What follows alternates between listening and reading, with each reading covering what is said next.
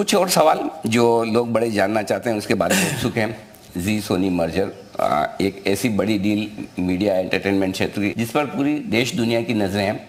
एक बार आपसे अपडेट जानना चाहता हूँ, बात कहाँ तक पहुँची, कब तक पूरी होने की संभावना है, ये जरा एक अंदाजा दें आप। इस मर्जर के अंदर मेरा कोई बड़ा योगदान नहीं है, ना मैं इसमें इन्वॉल्व हूँ जी। पुनीत और अमित वही दोनों उसको देख रहे हैं, तो इस विषय में ज़्यादा मुझे जानकारी भी नहीं है, और अगर कुछ जानकारी थोड़ी है भी तो मुझे आज यहाँ कहना संभव नहीं होगा क्योंकि वो एनसीएलटी में मैटर है। जी जी। पर मुझे आशा है कि कोई उसमें दिक्कत वाली बात है नहीं जी। कि वो ना हो, या ये डिले हो गया, पहले ही ज़्यादा डिले हो गया, इतना डिले नहीं होना चाहिए था। जी। एक और चीज़, चूंकि अब मर्ज हो रही है जी एंटरटेनमेंट सोनी के साथ में, लेकिन अब भी लोग उसे एसएल ग्रुप का हिस्सा मानते हैं, इस पर आपका क्या कहना है?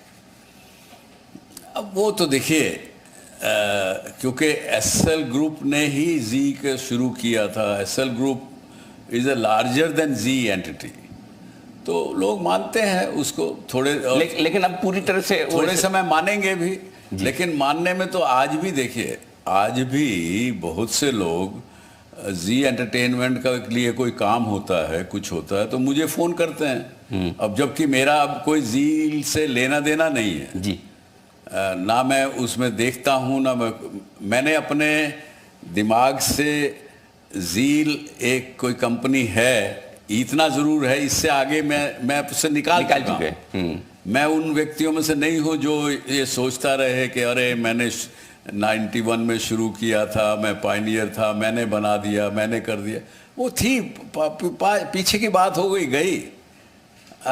उसके अंदर मैंने जैसे कहा, बार बार कह रहा हूँ, मैं प्रेजेंट में जीता हूँ। बड़ा दिल चाहिए सर इस तरह की बात को, इतनी बड़ी चीज़ को कि 40,000 करोड़ आप चुका दें, 50,000 करोड़ का ब्याज चुका है, 90,000 करोड़ चुकाने के बाद भी सवाल रहे। तो मैं ये जानना चाहता हूँ कि इस वक्त आप क्या समझते हैं, क्या नेटवर्थ है आपकी ग्रुप की? और चूंकि इतना चुकाने के बाद जाहिर सी बात है कि और पैसे होते तो आप दे ही देते, राइट? तो क्या नेटवर्थ है? देखिए, मेरा नहीं, जहाँ तक मेरा पर्सनल निजी सवाल है जी नेटवर्थ का, वो मेरा बड़ा ओपन है, क्योंकि 2016 तक मैं मेंबर पार्लियामेंट था, वो हर साल हमारी रिपोर्ट जाती है, और आज भी उसके बाद से कोई बिजनेस मैंने ऐसा किया नहीं है जिससे मेरी नेटवर्थ आए, कुछ आए। तो मेरे पास लगभग ना के बराबर कुछ है, और यहाँ तक कि मैंने अपने जिस घर में जिसमें मैं रहता हूँ वो भी मैंने उसके ऊपर भी कर्जा लेकर के लोगों के पैसे चुकाए। तो कई जगह आपने पर्सनल गारंटी भी दी है, राइट? आमतौर पर प्रोमोटर पर्सनल गारंटी देने से थोड़ा सा बचते हैं कि क्यों, मैं तो बिजनेस शेयर होल्डर्स के लिए कर रहा हूँ, कंपनियों चलेगी, प्रॉफिट होगा, सबको फायदा होगा। क्या वजह थी कि आपने बिना डरे बिना सोचे पर्सनल गारंटी भी दी, और अब इस वक्त उसका क्या स्टेटस है? मैंने पर्सनल गारंटी पहले कभी नहीं दी जी। जब ये 25 जनवरी से पहले के जो लोन जितने भी हैं पहले के ही हैं जी।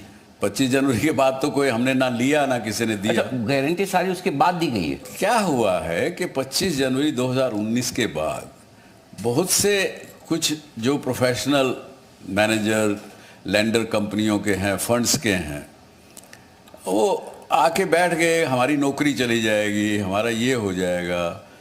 तो मैंने पर्सनल गारंटी साइन कर दी। भाई मेरी नीयत ठीक है, चिंता मत करो, मैं हूँ, मेरे बेटे भी हैं। तो मैंने वो गारंटी बाद में साइन की है, कोई पहले कोई गारंटी साइन नहीं थी। अच्छा। हाँ, सबसे पहले तो ये बात आपको बड़ी क्लियर होनी चाहिए। तो ये तो बड़ा प्रूफ है कि आप, बड़ा सबूत है कि आप अब अगर एक आध व्यक्ति कोई अगर पर्सनल गारंटी को इन्वोक करेगा, अगर करता, आज के दिन कोई पर्सनल गारंटी का कोई मैटर पेंडिंग नहीं है। ओके। पर अगर कोई करते हैं तो अब उनको जो है सच्चाई मिलेगी। मेरे पास कुछ पर्सनल गारंटी के रूप में है नहीं।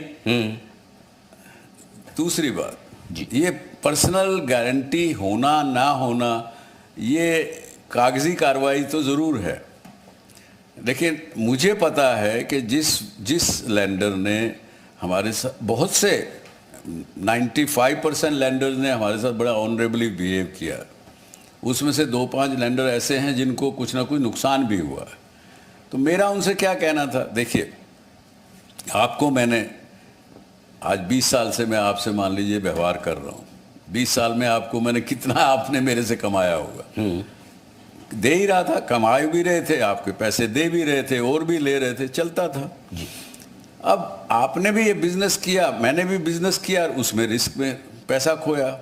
कोई अपने लिए महल बनाए हों, गाड़ियाँ खरीदी हों, जहाज़ खरीदे हों, कोई जुए में लुटा दिया हो, उम्र में कर, वैसा तो मेरे पास कोई आदमी उंगली नहीं टेक सकता।